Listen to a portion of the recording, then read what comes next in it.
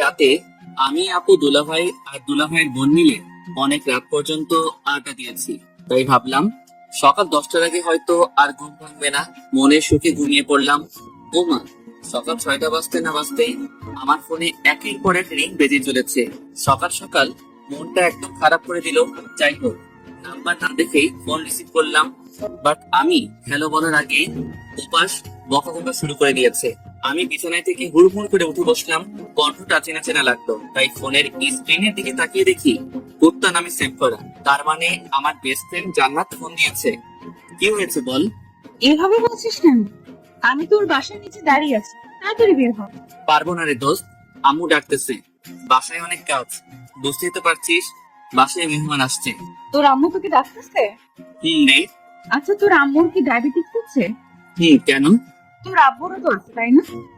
কদিন পরে আমারও হবে। তো কি হয়েছে? আচ্ছা এটা বল, তুই এগুলো জিজ্ঞেস করছিস কেন? তোর আব্বু আম্মুকে তো আমি এখন রাস্তাতেই দৌড়েছি, একসাথে হাঁপাতে হাঁপাতে আমাকে এটাও বলেছে, কি মা কেমন আছো? তাহলে কি আমি ভুল দেখেছি বা ভুল শুনেছি? আমি চুপ করে বসে রইলাম। শয়তান মেয়েটা বাহিরে আব্বু আম্মুকে দেখে নিয়েছে। এখন কি বলি? কি হলো, চুপ কেন? মানে হয়েছে কি? এত কিছু শুনতে চাইনি। তুই নিচে আসবি নাকি আমি উপরে আসবো? না না, তুই নিচেই থাক।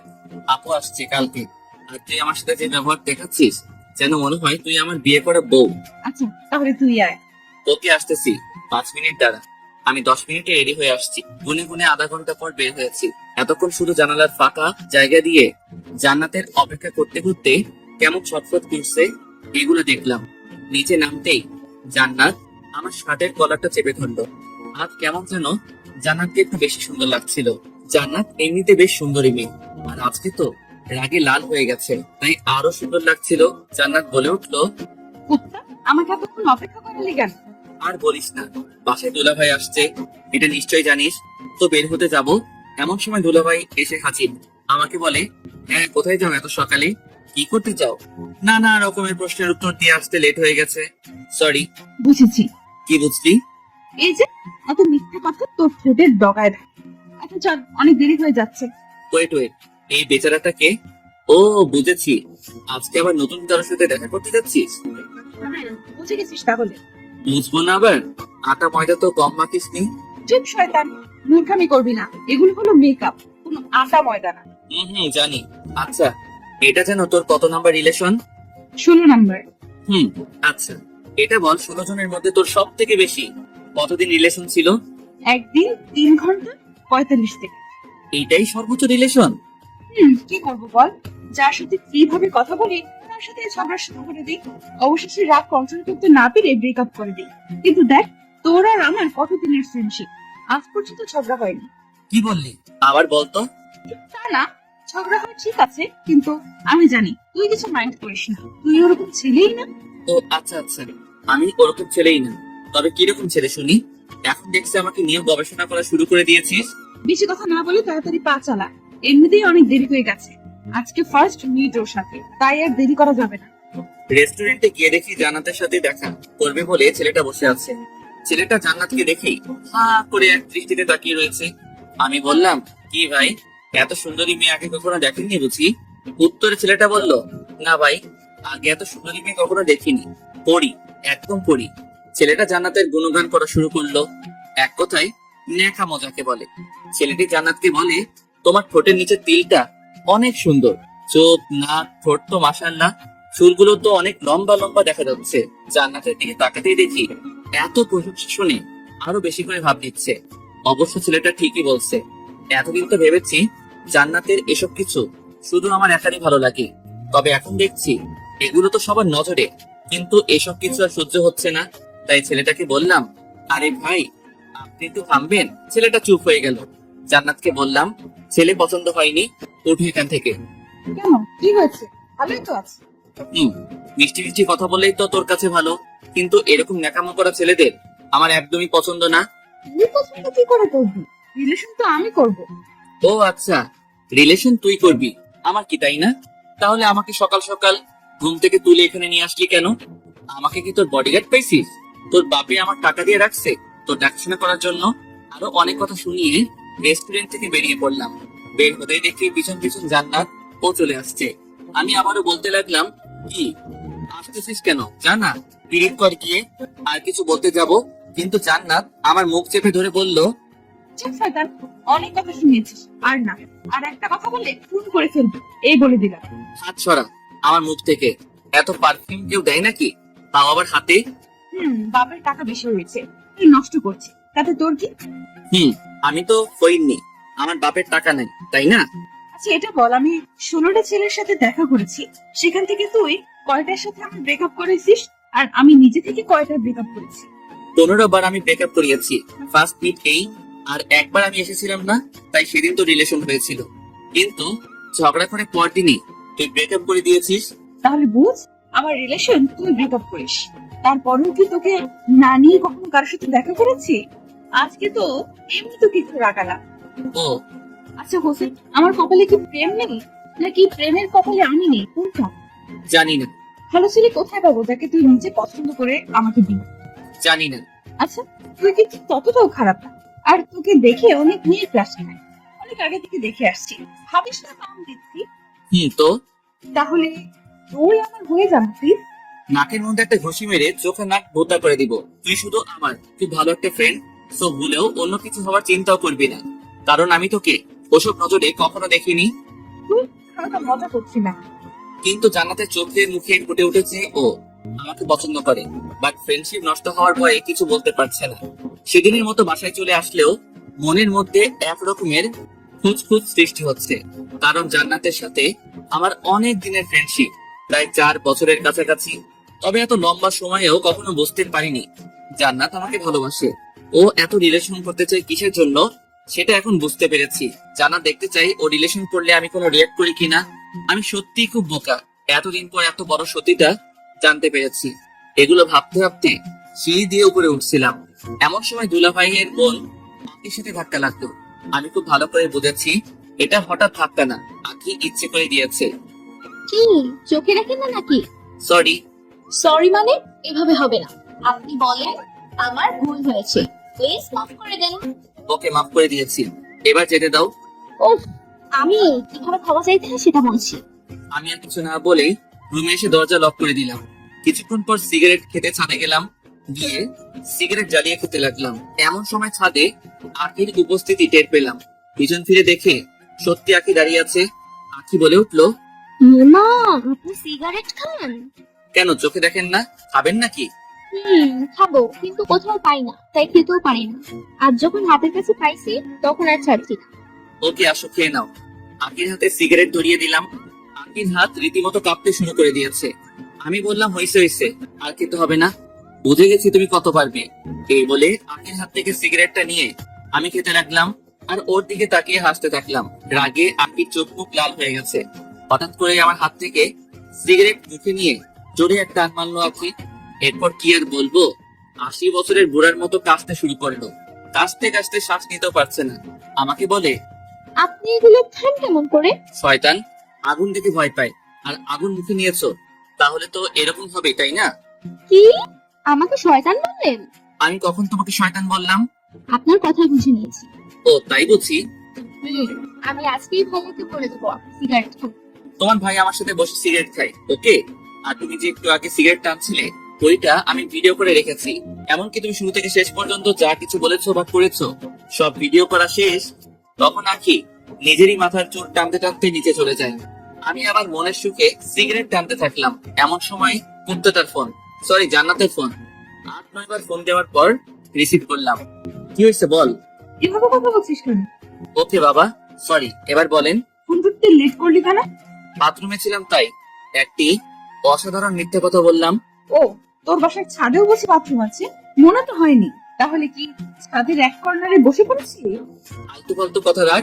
আমি বাসার ছাদে, এটা তোকে কে বলেছে? সেদিনের মতো আজকেও কি বাসার সামনে এসে হাজির হয়েছিস? আমার বইয়ের কাছে তোর বাসার সামনে গিয়ে তোকে চেক দিতে যাবো, তোকে ফোনে না পেয়ে আন্টিকে ফোন করেছি। আন্টি বললো তুই নিতে ছাদে হাওয়া খাচ্ছিস। কি? হাওয়াই তো খাচ্ছি, তবে কোন হাওয়া খাচ্ছি সেটা তো আর আম্মু জানে না। আচ্ছা তুই কি বলবি জানো? আচ্ছা হোসেন, মেয়েরা কোন কালার শাড়ি পরলে তোর ভালো লাগে? অবশ্যই নীল। তবে তুই এগুলো শুনে কি করবি? কিছু না, তাহলে তোর নীল শাড়ি পছন্দ? খুব পছন্দ। আচ্ছা, আজকে বিকাল বেলায় ফোন দিলে লেকের পাড়ে আসিস তুই একটু। ফ্রি থাকলে আসবো। তোর আবার কি কাজ? আসতে বসতে আসবি, বেশি বকবক করবি না। ওকে। নিচে চলে আসলাম আমার রুমে। কেমন যেন রুমটা অগোছালো হয়ে আছে। অনেকদিন হলো রুমটা কেউ পরিষ্কার করেনি। আর আমি তাই আকিকে ডাক দিয়ে বললাম, আমি বাহিরে যাচ্ছি, আমার রুমটা সুন্দর করে গুছিয়ে রেখো, আমি এসে দেখবো। বাহ, আপনার সাহস আছে বলতে হবে। আমার রুম আম্মুকে দিয়ে গোছাই, আর আপনি আমাকে বলছেন। তাছাড়া আমি এ বাসার মেহমান, তো আমাকে এসব বলে লাভ নাই। আমি গেলাম। ও কাজ করবে না তাহলে? না, করবো না তো। তো আমি সিগারেট খাওয়ার ভিডিওটা সবাইকে দেখিয়ে আসি। প্লিজ না, না, এরকম করবেন না প্লিজ। ভাই আমাকে এখন মেরেই ফেলবে। তাহলে চুপচাপ আমি যে কাজগুলো দিয়েছি ওগুলো করতে থাকো। অসহায় অবুঝ একটা মেয়ে পেয়ে এরকম অত্যাচার। চুপ, তুমি অবুঝ। তাড়াতাড়ি কাজ শেষ করো, আমি একটু পরে আসছি। আমি চলে যাচ্ছিলাম, এমন সময় আপনি গুনগুন করে বলতে লাগলো, এই জন্যই ছেলেদের বিশ্বাস করতে নেই। আমি ওর কথায় কান না দিয়ে বাহিরে চলে আসলাম ফ্রেন্ডদের সাথে আড্ডা দিতে। তবে আমার সব ফ্রেন্ড কিছুদিন হলো সবাই খারাপ নেশায় আসক্ত হয়ে পড়ে গেছে। কেউ প্রেমে ব্যর্থ হয়ে, আবার কেউ কেউ শখের বসে খেতে গিয়ে নেশায় আসক্ত হয়ে গেছে। মানুষ মাত্রই অভ্যাসের দাস। আপনি কিছুদিন একটা কাজ করবেন, হোক সেটা ভালো কিংবা খারাপ, সেটার প্রতি আপনি একটু হলেও আসক্ত হয়ে পড়বেন। ফ্রেন্ডের সাথে আড্ডা দিচ্ছি, এমন সময় জান্নাতের ফোন রিসিভ করতে জান্নাত বলল, কই রে তুই? এই তো বাহিরে ফ্রেন্ডের সাথে আড্ডা দিচ্ছি, তাড়াতাড়ি লেকের পাড়ে চলে আয়। আমি বাইক নিয়ে 5 মিনিটের মধ্যে লেকের পাড়ে পৌঁছে দেখতে পেলাম জান্নাত নীল শাড়ি পরে বসে আছে। জান্নাতকে দেখতে এতটা সুন্দর লাগছিল যে আমি বাইক সহ মাটিতে পড়ে গেলাম। এটা দেখে জান্নাত হাসতে শুরু করে দিল। ওর হাসি দেখে আমার চোখ কপালে উঠে গেল। মানুষ এতটা সুন্দর করে হাসতে পারে জানা ছিল না। আমি বাইকটা তুলে হাত পা থেকে ধুলাবালি সরিয়ে জান্নাতের কাছে যেতে লাগলাম। যত কাছে যাচ্ছি ততই যেন বুকের ভিতর ঝড় উঠে যাচ্ছে।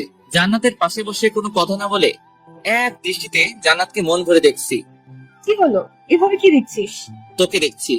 ঠিক তখনই হালকা হিমেল হাওয়া বাতাসে জান্নাতের চুল গুলো আমার মুখের উপর আছড়ে পড়লো। জান্নাতের চুলের মাতাল করা সুঘ্রাণ আমাকে এক প্রকার পাগল করে দিচ্ছিল। আমি জান্নাতকে বললাম, আমি যদি এখন জ্ঞান হারিয়ে ফেলি তাহলে আমাকে একটু কষ্ট করে বাসায় দিয়ে আসিস তো। অবশ্যই।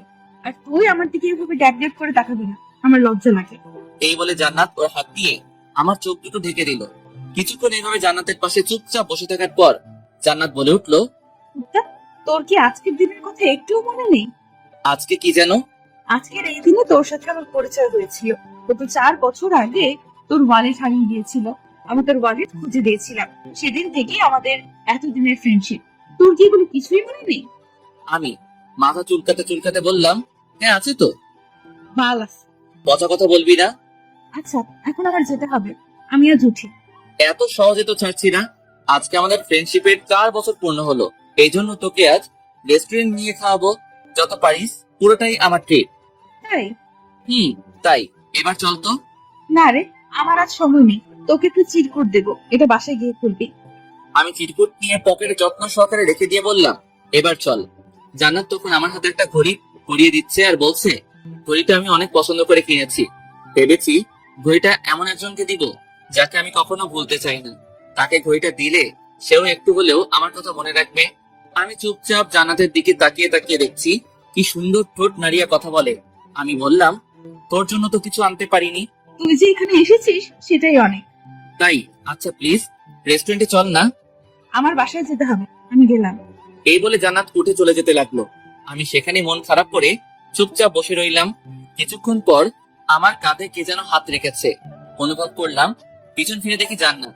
আমি বললাম, তুই তুই এখানে কি করিস? তোর তো বাসায় থাকার কথা। বাবা, এত রাত? এতটাই রাগ, বাট আফসোস এই রাগ ভাঙানোর মানুষটা পেলাম না। কেন, আমি আছি কি করতে? আমার রাগ ওঠার কারণটাই তো তুই। ও আচ্ছা, আগে জানতাম না, এখন বুঝিয়ে দিবি। ওকে, আমি সত্যি সত্যি চলে যাচ্ছি। জান্নাত আবারও চলে যাচ্ছিল। আমি জান্নাতের হাত ধরে হ্যাচকে টান দিয়ে আমার পাশে বসিয়ে জান্নাতের গালে ঠাস ঠাস করে 2টা থাপ্পড় দিলাম। তুই আমাকে মারলি কেন? আমি জান্নাতের প্রশ্নের উত্তর না দিয়ে চুপচাপ সেখান থেকে বাইক নিয়ে চলে যাচ্ছিলাম। এমন সময় জান্নাত বাইকের পিছনে উঠে বসলো আর বলল, খুব ক্ষুধা লেগেছে, রেস্টুরেন্টে নিয়ে চল, খাবো। আমি মুচকি হেসে বললাম, গুড গার্ল। তুই আর কথা বলবি না, তুই আজকে আমাকে মারছিস। সো চুপচাপ গাড়ি চালা। আচ্ছা সরি। সরি মানে কি? হ্যাঁ, এই বলে আমার পিঠে ইচ্ছা মতো কিল ঘুষি মারতে লাগলো। তবে একটু ব্যথা লাগেনি, কারণ নরম হাতের ঘুষিগুলোও নরমই লাগছে। জান্নাতকে নিয়ে রেস্টুরেন্টে গেলাম। জান্নাত রেস্টুরেন্টে গিয়েই একের পর এক অর্ডার করতে থাকে। এরপর আস্তে আস্তে খাওয়া শুরু করলো। আমি এখনো খাওয়াই শুরু করিনি, এর মধ্যে ওর অর্ধেক খাওয়া শেষ। আমাকে বলে কিনা আমি নাকি আস্তে আস্তে খাচ্ছি। কিছুক্ষণ পর আমার অনেক দিকে পড়লো এক ফ্রেন্ড ওর বউকে নিয়ে রেস্টুরেন্টে প্রবেশ করলো। এখন ওরা দেশের বাইরে থাকে, কবে আসছে জানি না। তবে আমাকে দেখেই আমার দিকে ছুটে আসলো আর বললো, কি রে, কেমন আছিস? ও আমার কথা মনে আছে তাহলে? কাজে অনেক চাপ, তাই তোমার একটা খোঁজ খবর দিতে পারি। ভালো। আচ্ছা দোষ, ভাবি কিন্তু অনেক কি। ভাবি মানে? জান্নাতকে চোখ দিয়ে দেখিয়ে দিল। তখন জান্নাত লজ্জায় মাথা নিচু করে ফেললো। আমি কিছু বলতে যাব, এমন সময় এই যে শুনেন, হুসাইন কিন্তু অনেক ভালো ছিল, কখনো কারোর সাথে রিলেশন করে। আমরা যখন একসাথে লেখাপড়া করছি তখন হুসাইনকে অনেক মেয়েই অফার দিয়েছে, তবে ও কখনো এসব রিলেশনে যায়নি। তাই বলছি, এমন কোনো কাজ করবে না যাতে ও মনে কষ্ট পায়। জান্নাতকে উদ্দেশ্য করে বলল। জান্নাত মাথা নেড়ে হ্যাঁ বলল। আমি তো পুরো অবাক হয়ে গেলাম। আমার ফ্রেন্ডের সামনে এমন ভাবে নিচ্ছে যারা সত্যি সত্যি ও আমার বিয়ে করা বউ। ফ্রেন্ড বলল, আচ্ছা থাক, পরে দেখা যাবে, আর একটু কাজে আসছি এখানে। আর জান্নাত আপনাকে নিজ বাড়িতে অনেক সুন্দর দেখাচ্ছে। জান্নাত ধন্যবাদ বলল। আমি ফ্রেন্ডকে বললাম, হয়েছে হয়েছে, আর চোখ লাগাতে হবে না। তখন ফ্রেন্ড ওর বউকে নিয়ে হাসতে হাসতে চলে গেল। আমি জান্নাতকে বললাম, এটা কি হলো?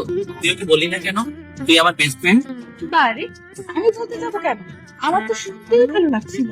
তার মানে তোর আমার বউ হওয়ার ইচ্ছে আছে? খুব ইচ্ছে। কি বললি আবার বল? তোর বউ হওয়ার ইচ্ছে আছে বললাম, তাই আর কি। কি করবি? মারবি? ওকে মার। আর আমি যে তোকে চিরকুট দিয়েছি ওটা পড়লেই বুঝতে পারবি। ভালো, তুই খুব সুন্দর করে ফান করতে পারিস। তোর এগুলো ফান মনে হচ্ছে? তাছাড়া কি? তখন জান্নাত আমাকে চমকে দিয়ে রেস্টুরেন্টের ভিতরে চিৎকার চেঁচামেচি করে আমাকে বকাঝকা করতে শুরু করে দিল। এমনকি টেবিলে থাকা প্লেট গ্লাস গুলো দেয়ালে ছুঁড়ে ছুঁড়ে ভাঙতে শুরু করে দিল।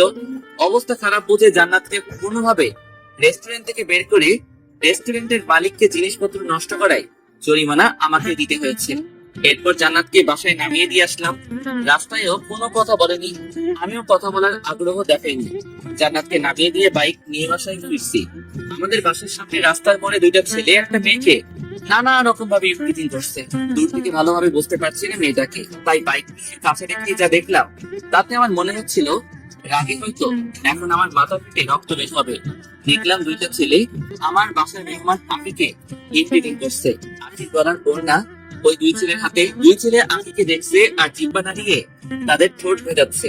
ওদের চোখে মুখে শয়তানের চাপ ভেসে উঠেছে। আমার এতটাই রাগ উঠেছিল যে প্রথমে বাইক থেকে আগে হকি স্টিকটা বের করলাম।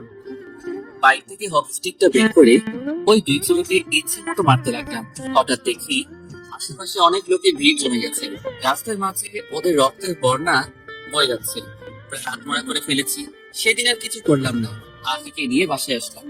বাসার সামনে এসে বাইক থেকে ভেবে দেখি আফিক চোখে পানি। আমি এটা আগে খেয়াল করিনি।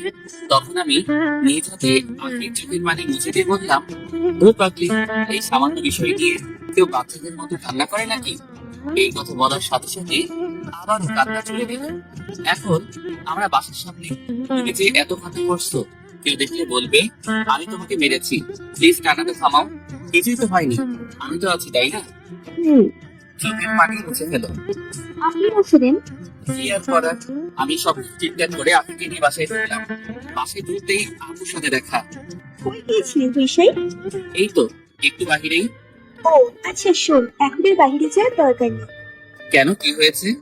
শুনলাম বাহিরে নাকি একটা ছেলে একাই দুজন ছেলেকে এমন মার মারছে যে তাদেরকে আমাদের এখন হসপিটালে রাখেনি, অন্য জায়গাতে নিয়ে যেতে হয়েছে। ও আচ্ছা, তাই? কি বদমাইশ ছেলে রে বাবা, একাই দুজনকে মেরে হসপিটালে পাঠিয়ে দিয়েছে। এই কথা শুনি আফি হু হু করে হেসে ফেললো। কি হয়েছে, তুমি হাসতে কেন? কিছু না, এমনি। আপু, আর আমার তো রক্ত দেখলেই ভয় লাগে। তোর রক্ত দেখতে ভয় লাগে? খুব ভয় করে। শয়তান, তুই তো প্রাইমারি স্কুলে পড়াকালীন অনেকগুলো নাক ফাটিয়েছিস, আর বড় হয়ে কি কি করেছিস সেগুলো আর বললাম না। আজকে আছে এখানে তাই। ভালো, আর তোমার কাছে এগুলো কে শুনতে চেয়েছি? এই বলে আমি রুমে চলে আসলাম। তবে আজ আমার রুম আমার নিজের কাছে অচেনা অচেনা লাগতেছে, কারণ আখিকে রুম গুছাতে বলেছিলাম। জানি গুছাবে, কিন্তু এত সুন্দর করে গুছাবে কে জানে। এত সুন্দর রুম দেখে বিছানায় ধপাস করে শুয়ে পড়লাম। ক্লান্ত থাকার কারণে বিছানাতে শুতেই ঘুমিয়ে পড়লাম। সন্ধ্যার আগ মুহূর্তে সূর্য যখন লাল রং আকার ধারণ করে তখন আমার ছাদে গিয়ে সিগারেট খেতে খুব ভালো লাগে। ও আর হ্যাঁ, আরেক সময় আছে যে সময়টা আমি ছাদে বসে বসে পার করে দেই অনেকটা সময়, সেটা হলো পূর্ণিমার রাতে চাঁদের সৌন্দর্য দেখতে দেখতে সিগারেট খেয়ে পার করে দেই অনেকটা সময়। প্রতিদিনের মতো আজ সন্ধ্যায় ছাদে যাব, তবে ঘুম থেকে উঠে সিগারেটের প্যাকেটটা খুঁজে পাচ্ছি না। রুম গুছিয়ে আগে সিগারেট গুলো কই যে রাখছে কে জানে। আমার অনেক রাগ আর অনেক সাহস মানসিকতাও আছে, তবে আমার কোনো জিনিস কেউ না বলে নিলে সেটা আর ফেরত আনতে না পারলে বা কোনো জিনিস অনেক খোঁজাখুঁজি করার পরও যদি না পাই তাহলে রাগে এক প্রকার কান্না করে দেই। তো অনেক খোঁজাখুঁজির পর আমার বিছানার পাশের টেবিলে কেমন যেন অনেকগুলো জিনিস একসাথে প্যাক করে রাখা। প্যাকেটটা খুলতেই আমার 5 মিনিট লাগছে। ওইটার ভিতরে দেখতে পেলাম সিগারেট রাখা। উফ, তখন আমার মনে আনন্দের অনুভূতি সৃষ্টি হলো।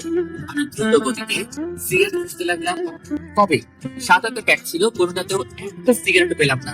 সব খালি করে রেখে দিয়েছে বদমাইশটা। প্যাকটার কাছে একটা চিরকুট পেলাম, যেটাতে লেখা সিগারেট এমন এক জিনিস যার গায়ে তার বদনাম লেখা থাকে, তাই এগুলো খাওয়া ছেড়ে দিন। জানি এত সহজে ছাড়বেন না, তাই সিগারেট গুলো ফেলে দিয়ে খালি প্যাক রেখে দিয়েছি। উফ, এখন কেমনটা লাগে আজকে পরে দেখে দিব। বিছানার নিচে আলাদাভাবে সিগারেট থাকে, সেখান থেকে সিগারেটটা নিয়ে ছাদে চলে আসলাম। ছাদে গিয়ে সিগারেট খেতে খেতে ভাবলাম অনেকক্ষণ তো হয়ে গেল, এখনো পর্যন্ত জান্নাতের ফোন আসেনি, কি হয়েছে? তাই আমি নিজেই জান্নাতকে ফোন দিলাম। ফোন দিতেই রিসিভ করে ওপাশ থেকে মহিলা কণ্ঠে কেউ একজন বলে উঠলো, কাকে চাই? আমি বুঝে ফেললাম এটা জান্নাতের আপু, মানে আন্টি ফোন রিসিভ করেছে। তবে জান্নাতের ফোন তো আন্টির কাছে থাকার কথা না। যাই হোক, আন্টিকে বললাম, আমি সাই, জান্নাত কোথায়? ও বাবা, তুমি হুম। জান্নাত কোথা থেকে যেন এসে রাগের মাথায় আমার ঘুমের ওষুধ খেয়ে ঘুমিয়ে পড়েছে। এখন পর্যন্ত ওঠার নামই নেই। মানে কি, ও এসব খেয়েছে কেন? কিন্তু জানার জন্যই তো তোমাকে ফোন দেবো ভেবেছি, তবে জান্নাতের ফোন আর কিছু বুঝছি না। অনেক চেষ্টা করার পরও ফোন দিতে পারছি না। এরপর তুমিই ফোন দিলে। ও আচ্ছা, জান্নাতের এখন কি অবস্থা? আমি কি আসবো? না থাক, দুটো ঘুমের ওষুধ খেয়েছে, সমস্যা নেই, একটু পরেই ঘুম ভেঙে যাবে, তুমি চিন্তা করো না। আচ্ছা আন্টি, ওর ঘুমটা ভাঙলে আমাকে ফোন দিতে বলবেন। ওকে। ফোন রেখে ভাবতে লাগলাম জান্নাত হয়তো আমাকে অনেকদিন থেকেই ভালোবাসে, তবে কখনো বলেনি। তাই আমি আমাদের ফ্রেন্ডশিপ শেষ করে দেব, মানে জান্নাতের সাথে রিলেশনে যাব। সিগারেট শেষ করে নিচে চলে আসলাম। রাতে খাবার খেয়ে বিছানায় শুয়ে শুয়ে ফেসবুক চালাচ্ছি। এমন সময় আমার দরজায় কে যেন নক করলো। আমি বললাম দরজা খোলা আছে, ভিতরে আসতে পারে। দরজা খুলে আকি রুমে প্রবেশ করলো। আকির হাত দুটো পিছনে আমার সামনে এসে বলল, আজ আপনাকে কিছু কথা বলবো, আপনার কি শোনার মতো টাইম হবে? অবশ্যই, আপনি বলেন। আপনাকে আমার প্রথম দেখাতেই ভালো লেগে গিয়েছিল, এরপর ধীরে ধীরে আপনার প্রেমে পড়ে গিয়েছি। এখন সবসময় আপনার কথাই ভাবে। সত্যি বলতে আপনাকে আমি প্রচুর ভালোবেসে ফেলেছি। দেখো আখি, এটা কখনোই সম্ভব না। এত কিছু জানি না, আপনাকে ভালোবাসি এটাই জানি। এই বলে হাত বাড়িয়ে ফুল দিল। আমি ফুলটা নিয়েছি, কারণ হলো ফুল তো কোনো দোষ করেনি।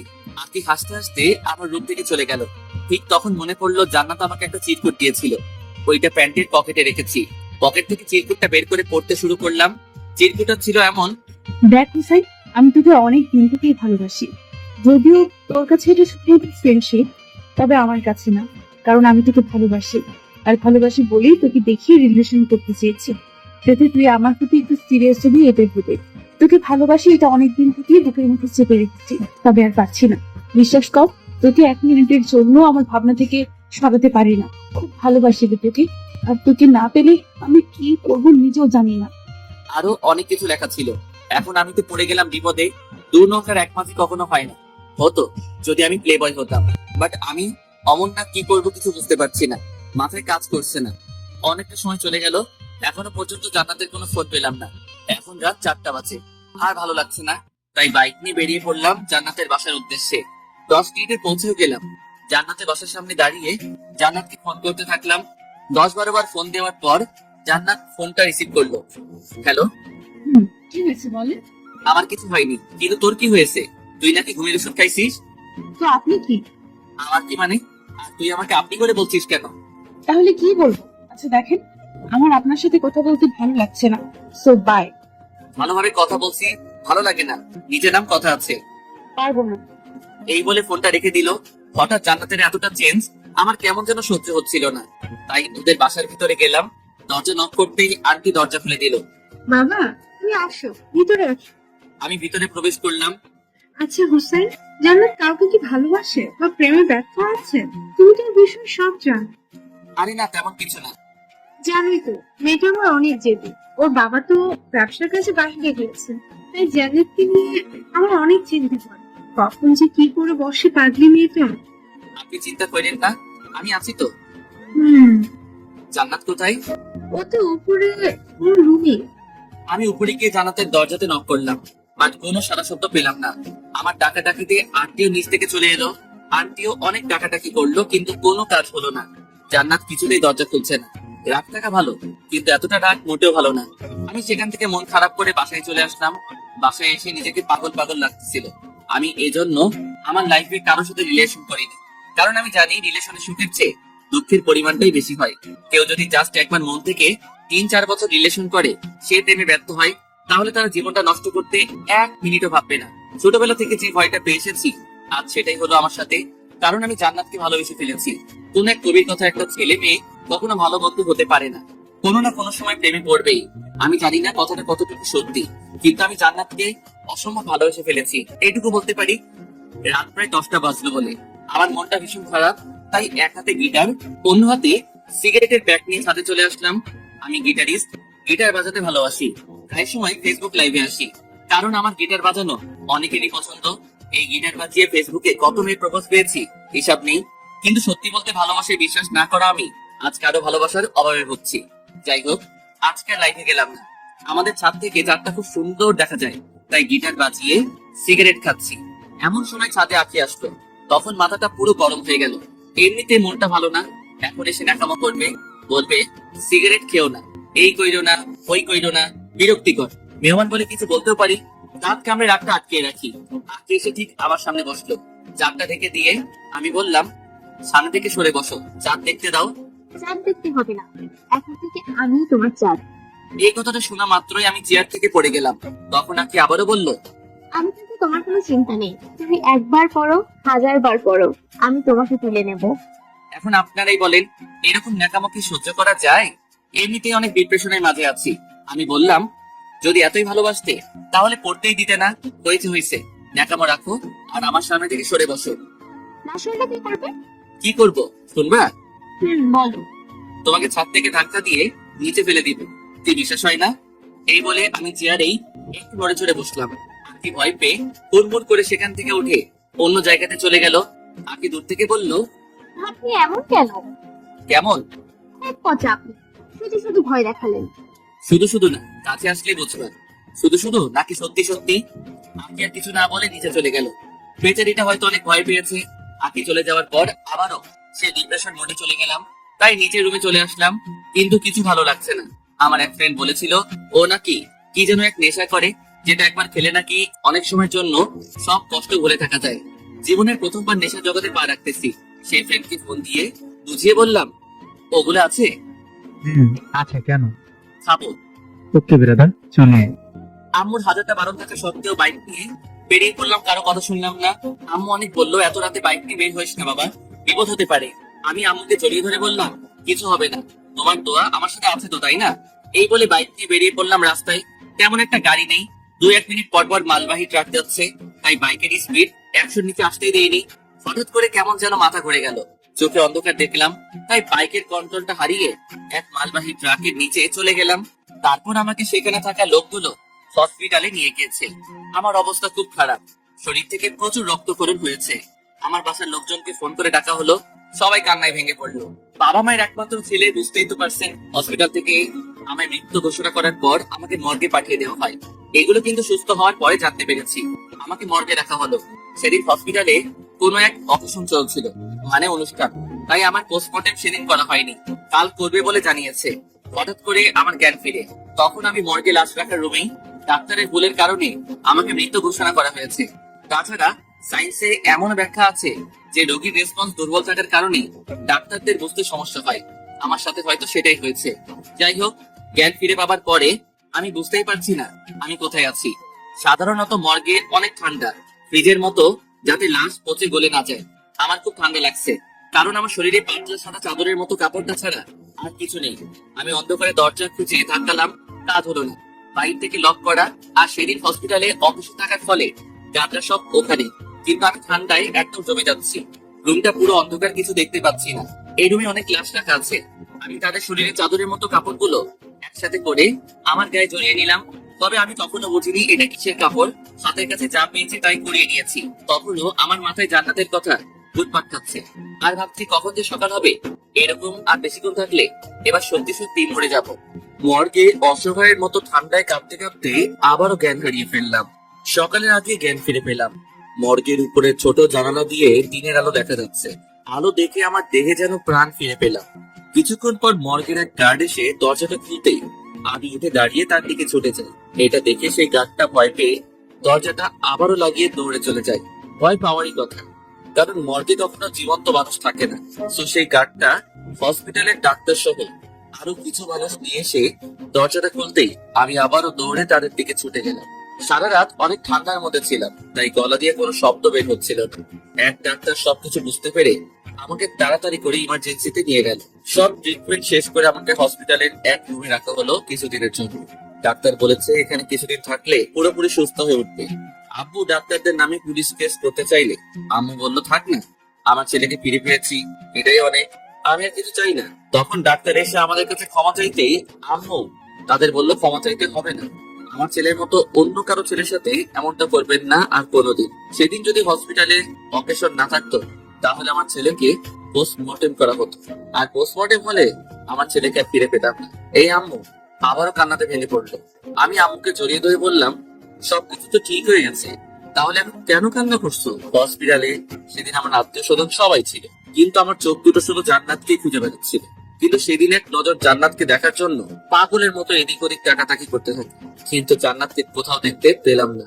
তখন সবার সামনেই হেসে দিয়েছিলাম। হাসিটা কষ্টের ছিল, এটা আর কেউ না বুঝতে পারলেও আমার পাশে বসে থাকা আকি বুঝে নিয়েছিল। আকি আমাকে সান্ত্বনা দিয়ে বলল, সব ঠিক হয়ে যাবে। সব তো ঠিকই আছে। না, সব ঠিক নেই। আচ্ছা কি ঠিক নেই? খুব ভালো করেই বুঝতে পেরেছি আপনার চোখ দুটো শুধু জান্নাতকেই খুঁজে চলেছে। তোমাকে জান্নাতের ব্যাপারে কে বলছে? আপনার রুম থেকে জান্নাতের দেওয়া চিরকুটটা পড়ে সব বুঝেছি। আপনাদের মাঝে কি হয়েছে আমি জানি না, তবে চিন্তা করবেন না, সব ঠিক হয়ে যাবে। সব ঠিক হলে তুমি কেমন করবে? তুমিও তো আমাকে ভালোবাসো, তুমি সেদিন মিথ্যা বলেছিলে। আমার ভালোবাসা মিথ্যে নয়, আমি জানি। জোর করে কারো ভালোবাসা পাওয়া যায় না। আপনার মনে আমার জন্য কোনো জায়গা নেই। আপনি আপনার সবটা দিয়ে জান্নাতকে ভালোবেসে ফেলেছেন, সব বুঝি। তুমি এত কিছু বুঝলে কেমন করে? মেয়েদের অনেক কিছু বোঝার ক্ষমতা থাকে, সে আপনি বুঝবেন না। জি না, মেয়েরা অনেক কিছু বুঝতে পারে কিনা সেটা জানি না, তবে মেয়েদের কোনো কিছু কেউ বুঝতে পারে না। যেমন আমি, জান্নাত কেন এমন করছে কিছুই বুঝতে পারছি না। আপনার ভালোবাসা যদি সত্যি হয়ে থাকে তাহলে অবশ্যই জান্নাত আপনার জীবনে আবার ফিরে আসবে। তাহলে তোমার ভালোবাসা কি হবে? আমার ভালোবাসা না হয় অপূর্ণই থেকে যাবে। সব ভালোবাসার যে পূর্ণতা পেতে হবে এমন তো কোনো কথা নেই। ভালোবাসার মানুষকে সারা জীবনের জন্য পেতে হলে অনেক বড় কপাল লাগে, আর সেটা তো আমার নেই। এইটুকু বলে আখি চোখের পানি লুকিয়ে মুচকি এসে রুমের বাইরে চলে গেল। আখি বাইরে চলে গেলে আম্মু ভিতরে শুনলো, বাবা কিছু লাগবে? হুম কি লাগবে বাবা? একটু বাইরে যেতে চাই। কেন, কি লাগবে বল আমাকে, আমি এনে দিচ্ছি। সিগারেট লাগবে, এনে দিতে পারবে? আম্মু জানে আমি অনেক আগে থেকে সিগারেট খাই, শুধু গল্পে, বাস্তবে সিগারেটের ধোঁয়া পর্যন্ত সহ্য করতে পারি না। আম্মু কিছুক্ষণ চুপ থেকে বলল, তোর এই অবস্থায় কিভাবে সিগারেট দিই তোকে? প্লিজ মা, আর পারতেছি না, একটা গেলে কিছু হবে না। আচ্ছা দেখছি কি করা যায়। এই বলে আম্মু চলে গেল। কিছুক্ষণ পর আকিকে দিয়ে একটা প্যাকের ভিতরে একটা সিগারেট আর একটা মেস পাঠিয়ে দিয়েছে। এসব দেখে আকি বলে উঠলো, আপনার তুলনা হয় না। আপনার আম্মুর সাথে আপনি এতটা ফ্রি আগে জানতাম না। আমি আস্তে আস্তে উঠে ওয়াশরুমে গিয়ে সিগারেট খেয়ে আসলাম। এভাবে দুদিন চলে গেল। ডাক্তার এসে বলল, হুসাইন ঠিক হয়ে গিয়েছে, তবে কিছু ওষুধ লিখে দিচ্ছি, ওগুলো ঠিক মতো কিছুদিন খেলে পুরোপুরি সুস্থ হয়ে উঠবে। আচ্ছা আমার ছেলেকে বাসায় নিয়ে যেতে পারবো কবে? কাল সকালে, তবে আজ বিকেলে নিয়ে যেতে পারেন, সমস্যা নেই। কখন বাসায় যেতে চাও বাবা? এখনই যাব। এখন যেতে পারবি না? আচ্ছা তাহলে আমরা বিকালের দিকে বাসায় যাব। আমি মাথা নেড়ে হ্যাঁ বললাম। বিকেলের দিকে আমাকে বাসায় নিয়ে আসা হলো। সন্ধ্যার দিকে জান্নাতের কথা খুব মনে পড়ছিল। শরীরটাও তেমন ভাবে ঠিক হয়নি। আমি সকল রাগ অভিমান ভুলে পায়ে হেঁটেই জান্নাতের বাসার উদ্দেশ্যে বেরিয়ে পড়লাম। জান্নাতের বাসার সামনে যেতেই দেখতে পেলাম জান্নাতের রুমের লাইটটা অফ। কিন্তু এখন জান্নাতের রুমের লাইট অফ থাকার কথা না। আমি দরজাতে নক করার সাথে সাথে আন্টি দরজা খুলে দিল। তুমি অসুস্থ, তো এত কষ্ট করে এখানে আসার কি দরকার ছিল? হসপিটালে আমাকে সবাই দেখতে এসেছিল, আপনিও ছিলেন, কিন্তু জান্নাত আসেনি কেন? ওর কি কোনো সমস্যা হয়েছে? আন্টির মুখের দিকে তাকিয়ে লক্ষ্য করলাম আন্টি কোনো কিছু আমার কাছ থেকে লুকাচ্ছে। না বাবা, তেমন কিছু না। আন্টি আমাকে নিয়ে জান্নাতের রুমে গেল। আন্টি লাইটটা অন করতে দেখতে পেলাম জান্নাত ঘুমাচ্ছে। তবে এটা সেই আগের জান্নাত না, অনেক শুকিয়ে গিয়েছে, চোখের নিচে কালো কালো ছাপ পড়ে গিয়েছে। আমি জান্নাতের পাশে বসে জান্নাতের মাথায় হাত রাখতেই ওর ঘুমটা ভেঙে গেল। জান্নাত বিছানায় উঠে বসে আমাকে বলল, কেমন আছিস? ভালো, তবে তোর এই অবস্থা কেন? এমনি। ও কিছু না, বাদ দে। আচ্ছা, তোকে একটা কথা বলার ছিল। বল। দুদিন পর আমার বিয়ে, সো আমার বিয়েতে তোকে কিন্তু আসতেই হবে। আমার মাথায় যেন আকাশ ভেঙে পড়লো। ডাক্তার বলেছিল আমি যেন কোনো কিছুর চাপ না নিই। আমি নিজেকে সামনে নিয়ে বললাম, এটা কবে ঠিক হলো? কিছুই তো জানলাম না। আমাকে না জানিয়ে বিয়ে ঠিক করে ফেলেছিস। আজ আমি না আসলে হয়তো আমাকে ছাড়া বিয়েটা করে ফেলতি। আব্বুর ফ্রেন্ডের ছেলের সাথে হুট করেই আমার বিয়ে ঠিক করে ফেলেছে, আমি বুঝতেও পারি। ও আচ্ছা, সমস্যা নেই। ওকে, আমি অবশ্যই তোর বিয়েতে আসবো। আর কিছু বলতে পারলাম না। কখন যে আমার চোখের কোণে পানি জমে গিয়েছে বুঝতেই পারিনি। তাই সেখানে আর বেশিক্ষণ থাকলাম না, বাসায় চলে আসলাম। রাস্তা দিয়ে হেঁটে হেঁটে আসার সময় আমার চোখ দিয়ে অঝরে পানি ঝরেছে। বাসায় এসে নিজেকে সান্ত্বনা দিয়ে ভাবলাম, যদি আমার ভালোবাসা সত্যি হয়ে থাকে তাহলে অবশ্যই জান্নাত আমার কাছে ফিরে আসবে। কিন্তু বারবার মনে হচ্ছে আমি জান্নাতকে হারিয়ে ফেলছি। তবে আমার বিশ্বাস জান্নাত আমার আর আমার কাছে ফিরে আসবে। দেখতে দেখতে 2 দিন চলে যায়। কাল জান্নাতের বিয়ে, রুমে শুয়েছি। এমন সময় এক ফ্রেন্ডের ফোন আসলো। রিসিভ করতে ফ্রেন্ড, কি হুসাইন, কই তুই? কেন, কি হয়েছে? আজ জান্নাতের বিয়ে, জানিস না? জানি তো কি হয়েছে। তো কি হয়েছে মানে? তুই যাকে নিয়ে স্বপ্ন দেখতি আর আমাদের কি তোর আর জান্নাতের গল্প শুনে আজ তার বিয়ে হয়ে যাচ্ছে, অথচ তোর কোনো চিন্তা নেই। বাদ দে তো, ও আমার জাস্ট ফ্রেন্ড ছিল। বোকা ভাবিস না, সব জানি। তুই বাসা থেকে বের হ, আমি সব রেডি করে রেখেছি। মানে কি রেডি করে রাখছো? জান্নাতকে উঠিয়ে নিয়ে আসবো। না থাকলে আর জান্নাত আমার সাথে কখনো আসবে না। আসবে না মানে? অজ্ঞান করে নিয়ে আসবো, ভাবনি আর জায়গা পায় না মেয়েটা। আচ্ছা বাদ দে তো এসব, এখন রাখছি। এই বলে আমি ফোনটা রেখে দিলাম। এমন সময় আম্মু রুমে আসলো। কি হয়েছে? তুই কিছু না তো? তাহলে তোর চোখ বেয়ে পানি পড়ছে কেন? ও খেয়াল করিনি, হয়তো চোখে কিছু ঢুকেছে। দরজার পাশে দাঁড়িয়ে আমি সব শুনেছি। তুই অনেক বড় হয়ে গেছিস। ছোটবেলায় তো পিঁপড়ে কামড় খেয়ে আমার কাছে এসে কান্না করতিস, আর এখন এত বড় মাপের কষ্ট লুকিয়ে আমার সাথে দিব্যি হেসে হেসে কথা বলছিস তুই। তখন আর নিজেকে আটকে রাখতে পারলাম না। আম্মুকে জড়িয়ে ধরে কান্না সুরে বললাম, মা, জান্নাতকে খুব ভালোবেসে ফেলেছি, হয়তো বা নিজের থেকেও বেশি। তুই চিন্তা কিসের? তোর ফ্রেন্ডের সাথে গিয়ে উঠে নিয়ে আয়, পরে যা হবে আমি বুঝবো। তবে তোর কষ্ট দেখতে রাজি নই আমি।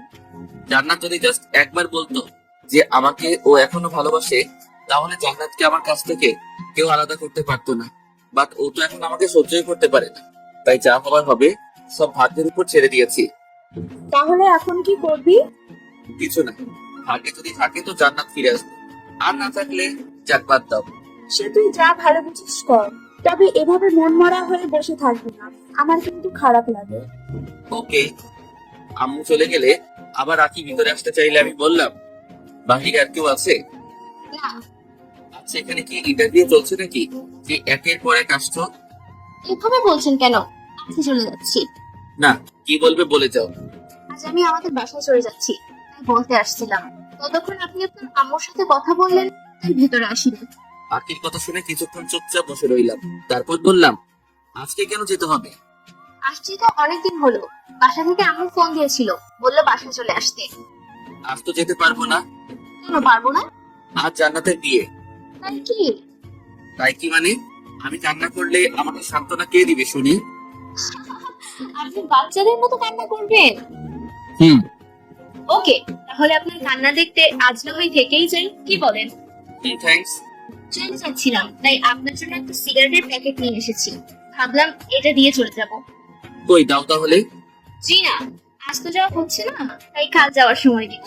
না, এখন এটা দাও, পরে না হয় আরেক প্যাকেট দিয়ে যাবে। ওকে। আপনি সিগারেট দিয়ে চলে গেল। দিনটা কষ্টে কোনোভাবে কাটিয়ে নিলাম। জান্নাতকে হয়তো রাত 1টা-2টার দিকে ওদের বাসা থেকে নিয়ে যাবে বিয়ের সব কাজ সম্পন্ন করে। এখন সন্ধ্যা নেমে গিয়েছে, কষ্টটা যেন ধীরে ধীরে বেড়েই চলেছে। আজ সারাদিন আমার রুম থেকে বের হয়নি। জান্নাতকে শেষ একটি বারের জন্য দেখার জন্য মনটা পাগলের মতো ছটফট করছে। তাই দৌড়ে জান্নাতের বাসার দিকে ছুটে গেলাম। দূর থেকেই বিয়ে বাড়ির হইচই শুনতে পেলাম। বুকের বাতাসটা কষ্ট যেন অবশ হয়ে যাচ্ছে। আমি আস্তে আস্তে জান্নাতের বাসায় ঢুকলাম। বাসায় অনেক লোকজন, পরিচিত কাউকে খুঁজে পাচ্ছি না যে জান্নাতের কথা জিজ্ঞাসা করবো। হঠাৎ জান্নাতের এক মেয়ে ফ্রেন্ডকে দেখতে পেলাম। ওর নাম রূপা। রূপা আমাকে দেখতেই আমার দিকে ছুটে আসলো। রূপা বলল, হুসাইন ভাইয়া, আপনি এখানে কেন? জান্নাত তো উপরে। জান্নাত উপরে? আচ্ছা, আপনি নাকি মৃত থেকে জীবিত হয়েছেন। কে বলেছে এগুলা? এলাকার সবাই জানে, আমি জানবো না? ও, কিন্তু মৃত মানুষ কখনো জীবিত হয় না। আমার রেসপন্স দুর্বল ছিল, তাই অমনটা হয়েছিল। ও আচ্ছা, এখন বুঝলাম। বাট এই সামান্য কাহিনীকে লোকেরা রচনা করে ফেলেছে। আপনি নাকি কবর থেকে উঠে এসেছেন, আরো এরকম অনেক কিছু বলেছে তারা। ও বাদ দাও। আচ্ছা, আমাকে একটু জান্নাতের কাছে নিয়ে যেতে পারবে? আপনি হলেন জান্নাতের বেস্ট ফ্রেন্ড, আপনাকে আবার নিয়ে যেতে হবে কেন? আপনি তো যেতে পারেন। রূপার কথা শুনে জান্নাতের আর আমার সেই আগের মিষ্টি ফ্রেন্ডশিপের কথা মনে পড়ে গিয়েছে। কতই না সুন্দর ছিল সেসব দিনগুলো। এগুলো ভাবতে ভাবতে চোখের কোণে অনেকটা পানি জমে গিয়েছে। আমি রূপাকে বললাম, আচ্ছা তুমি যাও তাহলে। রূপা চলে গেলে আমি উপরে গেলাম। দরজার বাহির থেকে জান্নাতকে দেখতে পেলাম। জান্নাতের দিকে তাকিয়ে চোখ ফেরাতে পারছি না। জান্নাত এমনিতেই অনেক সুন্দর, তার মাঝে আজ আবার বিয়ের সাজে। কখনো পরি দেখিনি, তবে পরিদের বিষয় যতটুকু শুনেছি তার থেকে জান্নাত কোনো অংশে কম নয়। সেখানে আর বেশিক্ষণ থাকতে পারলাম না, দ্রুত বাসায় চলে আসলাম। নিজের উপর এত রাগ হচ্ছিল বলে বোঝাতে পারবো না। কেন যে সেদিন জান্নাতের ভালোবাসাটা অবহেলা করেছি। সেদিন জান্নাতকে ফিরিয়ে না দিলে আজ হয়তো আমার এমন দিন দেখতে হতো না। রাগে আমার রুমের জিনিসপত্র ভাঙতে শুরু করে দেই। জিনিসপত্র ভাঙার শব্দ পেয়ে নিচ থেকে আম্মু আপু চলে আসে। আমাকে সান্ত্বনা দিয়ে তারা চলে যায়। আমাকে বলে ঘুম আসতে, তবে ঘুম আসছিল না বলে 3-4টা ঘুমের ওষুধ একবারে খেয়ে ফেলি। এখন আর বিছানায় উঠতে পারিনি। বিছানার নিচে ফ্লোরে ঘুমিয়ে পড়লাম। সকালে ঘুম থেকে উঠে অনুভব করলাম আমি বিছানাতে শুয়ে আছি। আমার কপালে কে যেন চুমু খাচ্ছে। চোখ খুলতে দেখতে পেলাম জান্নাত আমার পাশে বসে কপালে চুমু খাচ্ছে।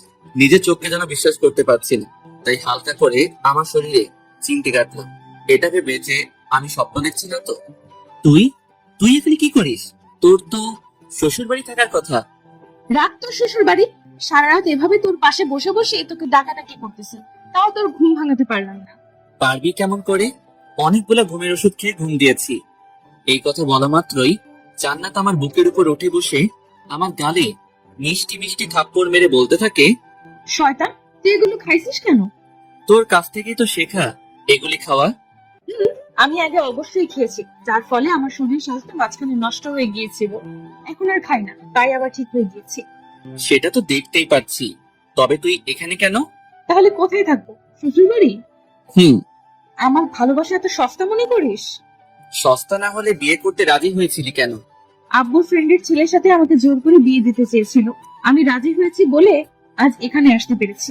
না হলে কি? আমাকে আটকে রেখে জোর করে বিয়ে দিয়ে দিত। বুঝেছি, তবে আমাকে তো বলতে পারতি এসব কথা। বলবো কেন? তুই যে আমাকে প্রথমে অবহেলা করেছিস সেটা ভুলে গিয়েছি ভাবছিস? কিচ্ছু ভুলিনি, তাই তোকে একটু শিক্ষা দিলাম। এটা একটু শিক্ষা, আর একটু হলে তো মরেই যেতাম। ভালো। ভালো। তবে তুই এখন আমার বুকের উপর থেকে নেমে অন্য জায়গাতে বস গিয়ে। জি না, আমি তোর বুকের উপরেই বসে থাকবো। কি করবি তুই? সত্যি ব্যথা লাগতেছে, রাতে কিছু খাইনি। এমন সময় আখি রুমে আসলো, এসে বলল আমাকে আর জান্নাতকে আম্মু নিচে ডাকছে। জান্নাত আমার উপর থেকে উঠে বসে আখিকে বলল, তুমি তাহলে আখি? হুসাইনের মুখে তোমার কথা অনেক শুনেছি।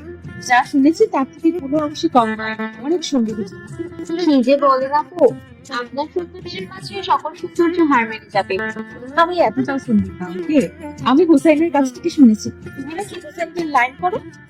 আখি চুপ করে রইলে জান্নাত বলল, তোমাকে হুসাইনের থেকে ভালো একটা ছেলে নিয়ে দেবো। আর হুসাইন কিন্তু বেশি একটা ভালো না, ওকে আমি খুব ভালোভাবেই ছিল, তবে মন থেকে ভালোবেসে ফেলেছি। কি আর করা, তাই ছুটি চলে আসি। ভালো হয়েছে, আপনাকে ছাড়া আমার অনেক কষ্ট ছিল। আপনার সাথে ওনার মুখে হাসি ফুটেছে দেখছি। আচ্ছা, আমি নিচে গেলাম, আপনারা তাড়াতাড়ি করে নিচে আসেন। ওকে যাও, আসছি। আমি আর জান্নাত নিচে গেলাম। জান্নাত আম্মুর পায়ে সালাম করলো। আম্মু জান্নাতকে বলল, তুমি এখানে আসছো, এটা কি তোমার বাসায় জানে? না, কেউ জানে না। তাহলে তো তাদের ফোন দিয়ে জানাইতে হবে, তা না হলে তারা চিন্তায় থাকবে। না, ফোন দিয়ে না। ফোন দিলে এসে আমাকে নিয়ে যাবে। আরে সমস্যা নেই, আসছি যখন নিয়ে যেতে পারবে না। চিন্তা করো কেন, আমি তো আছি, দেখি কেমন করে নিয়ে যাই। খুব ভয় করছে, আব্বু যে রাগি। সমস্যা নেই, আমি ফোন দিচ্ছি। আম্মু জান্নাতের বাসায় ফোন দিয়ে জানায়, জান্নাত আমাদের বাসায় তা জানালো। এরপর আম্মু আমাকে বলল, আচ্ছা তোরা গল্প কর, আমি আসছি। আমি জান্নাতকে নিয়ে উপরে চলে গেলাম। উপরে এসে জান্নাত আমাকে বলল, তুই তো কিছুই খাসনি। খেয়েছি তো, কি খাইছিস? এই ধরো সিগারেট আরো নেশা জাতীয় অনেক কিছু। এসব খেয়ে কি লাভ বলতো আমাকে? জানি না। ভালো, তুই থাক, আমি নিচ থেকে আসছি। কই যাস? নিচে। আবার পালিয়ে যাবি না তো? তখন জান্নাত আমার দিকে ভ্রু কুঁচকে কিছুক্ষণ তাকিয়ে থেকে আমাকে ভয় দেখিয়ে নিচে চলে গেল। কিছুক্ষণ পর আমার জন্য জান্নাত নুডলস করে নিয়ে এসে আমাকে খাইয়ে দিতে শুরু করলো। আমিও মনের সুখে খাওয়া শুরু করলাম। সব নুডলস কখন যে শেষ করে ফেলেছি নিজেও জানি না। আচ্ছা, নুডলসটা কে রান্না করেছে? কে আবার? আমি। ও, খুব ভালো হয়েছে, প্লিজ আবার করে নিয়ে আসবি। ওকে, যাচ্ছি। জান্নাত আবারও নুডলস করে নিয়ে আসলো। আমি জান্নাতকে বললাম, তুমি রাতে কিছু খেয়েছো? চিন্তায় ভালো লাগে না। আবার খাওয়া? তার মানে রাতে কিছু খাওনি? না। এর জন্যই তোমাকে আবার নুডলস করে আনতে বলেছি। কেন, তুমি খাবে না? আর কত খাবো, অনেক খেয়েছি। এখন তুমি হা করো, আমি খাইয়ে দিচ্ছি। খাওয়া শেষ করতে জান্নাত আমার বুকের মধ্যেই টি শার্ট ও মুখ মুছে বুকের মাথা রেখে চুপচাপ বসে রইল। আমিও কিছু না বলে পাটিটাকে বুকে জড়িয়ে নিলাম। কিছুক্ষণ পর লক্ষ্য করলাম আমার টি শার্ট কেমন যেন ভেজা ভেজা লাগছে। জান্নাতের মাথা আমার বুকের উপর থেকে উঠাতে চাইলে জান্নাত আরো শক্ত করে আমাকে জড়িয়ে ধরলো। আমি কোনোভাবে জান্নাতের মাথা উঁচু করতে দেখতে পেলাম জান্নাত কান্না করছে। কান্না করছো কেন? খুব ভয় করছে। কেন? কিছুক্ষণ পর যদি আব্বু এসে আমাকে নিয়ে যায়, যদি তোমাকে হারিয়ে ফেলি, তাহলে সত্যি সত্যি আমি কিন্তু সুইসাইড করবো। এটা জেনে রেখো। কি সব বলছো এগুলা? পাগল হয়ে গেছো নাকি? আর ভাবলে কেমন করে আমার কাছ থেকে তোমাকে কেউ আলাদা করতে পারবে? আসতে দাও তোমার ওই টাকলা বাপটাকে। তখন নিচ থেকে আম্মু বলল, জান্নাতকে নিয়ে আয়, ওর বাবা আসছে। জান্নাত আমাকে জড়িয়ে ধরে বলল, আমি যাব না, তুমি যাও। যাবে না মানে? এখন কিন্তু কোলে উঠিয়ে নিয়ে যাব। ওকে, চলো, আমার বিশ্বাস আছে তোমার উপরে। নিচে আসলাম জান্নাতকে নিয়ে। তবে জান্নাত আমার পিছনে মুখ লুকিয়ে লুকিয়ে আসতে থাকলো। নিচে যেতে দেখি জান্নাতের বাবা সহ আরো অনেকে এসেছে। সাথে কাল যার সাথে জান্নাতের বিয়ে হওয়ার কথা ছিল সেও এসেছে, তাও আবার বিয়ের সাথে। ছেলেটার নাকি জান্নাতকে খুব পছন্দ হয়েছে, তাই কাল থেকেই জামাই সাথে ঘুরছে। জান্নাতকে পেলেই নাকি বিয়ে করে ফেলবে, যেখানে পাবে সেখানেই। কি আজব ক্যারেক্টার। যাই হোক, জান্নাতের বাবা তো রাগে আগুন, কারো কথাই তিনি শুনছেন না। ওনার এক কথা, জান্নাতকে না নিয়ে এখান থেকে যাবেই না। জান্নাতের বাবা জান্নাতকে বলছে, তুমি যদি আজ আমার সাথে না আসো তাহলে আর কখনো আমার বাসায় তোমার কোনো জায়গা হবে না। এত বড় কথা শুনেও জান্নাতের শরীরের একটা লোমও নড়লো না, মানে কোনো রিয়াক্টই করলো না। এই কথা শুনে এটার মানে একটাই, জান্নাত আমাকে প্রচুর বিশ্বাস করে ফেলছে। তার সাথে আমার উপর অনেক আস্থা রেখেছে। জানি না এই বিশ্বাসের ঠিকঠাক মূল্য দিতে পারবো কিনা, তবে আমি পুরো চেষ্টা করবো যাতে জান্নাতের কখনো এটা মনে না হয় যে সে ভুল মানুষকে ভালোবাসে।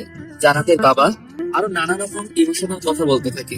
একসময় বিরক্ত হয়ে গেলাম, তাই আমি জান্নাতের বাবাকে বললাম, জান্নাতের গর্ভে আমার সন্তান আছে, সত্যিটা জানাতে দেরি করে ফেলেছে, তবে আজ বলতেই হচ্ছে। এখন আপনি নিয়ে যেতে পারেন।